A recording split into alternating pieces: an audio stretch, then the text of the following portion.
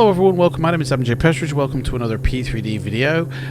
Well, it's a computer video really today, talking about the GPU and the CPU and the relationship. Now, if you're into flight simulation, especially P3D or Microsoft, and you find that you got like stuttery or low frame rates, as you can see in this video, my frames never really go above 15, which isn't very good. You know, and you've tried all your different settings and you've tried everything you can think of, and you don't know why.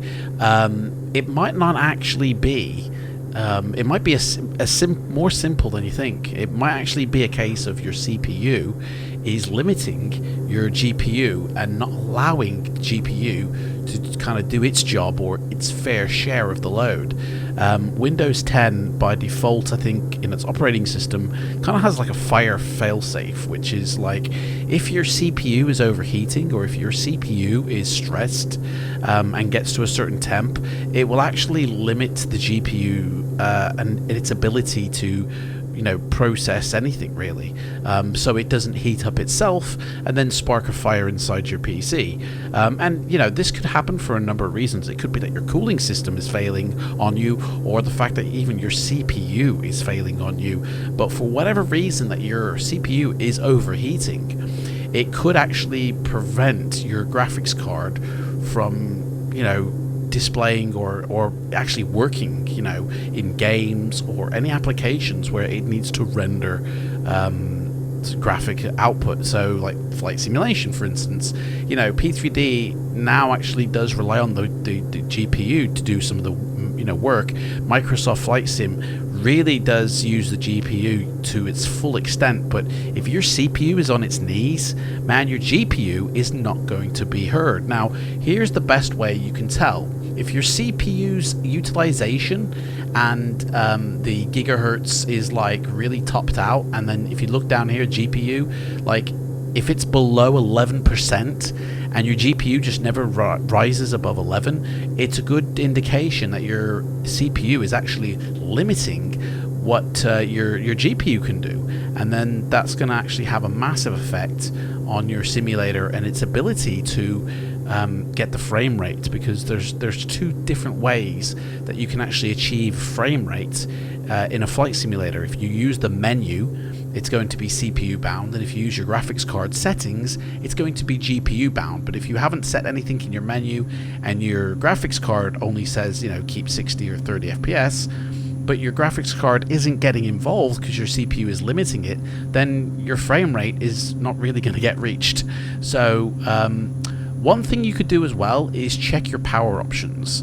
If you're on the power saver plan, it could be that you just need to flick it to ultimate performance, and it's as simple as that. And then your CPU usage, you know, or your GPU usage might increase, you know. But if the temperature of your CPU is the issue, is the major, you know, factor here, then yeah, it ain't gonna help, to be honest. It's going to need to look into why your CPU is overheating, you know, and then fixing that issue, and then your GPU can actually spark up. I mean, as you can see here, my CPU is going up to like 100 degrees.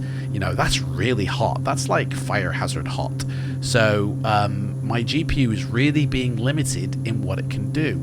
I don't think it ever goes above 20% here, which isn't correct. It should actually be going up to sort of 30, 40, maybe even 50% in terms of its utilization. I know in Microsoft it will literally top out at 100%, which is great.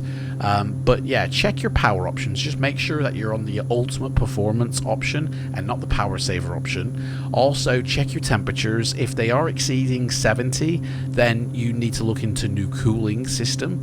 But once you've done that and your CPU is not maxing out in temperature and is kind of stable at around, say, 50 to 70, then your GPU will actually get more involved in the displaying of the graphics, and actually you'll find your frame rate being held a lot better, and you'll find that graphics, just your flight simulation is overall much more smoother. But even if you're a game player, it could actually mean that your graphics, you can actually oomph up your settings, because maybe you've lowered your settings to keep the frame rates, you know, because you've had to. But you can actually throw all that back up now and enjoy. And remember, like, you know, keep it on the native resolution in your graphics card as well. That really does help as well. But anyway, basically your CPU can determine your GPU's effectiveness if your CPU is overheating. So get coolants, get CPU proper, thermal paste that CPU, you know, look into a better cooling system.